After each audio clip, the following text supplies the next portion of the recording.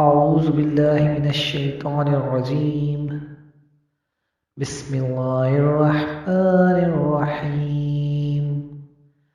حضرت ابن عباس رضی اللہ تعالیٰ عنہ سے روایت ہے کہ محمد صلی اللہ علیہ وآلہ وسلم نے ارشاد فرمایا، میں جنت پر مطلع ہوا تو میں نے وہاں اکثریت فقیر لوگوں کی دیکھی، اور جب جہنم پر مطلع ہوا تو وہاں اکثریت میں نے عورتوں کی دیکھی۔ ایک اور حدیث میں فرمایا، رسول صلی اللہ علیہ وآلہ وسلم نے فرمایا، جنت میں رہنے والوں میں سب سے کم عورتیں ہوں گی۔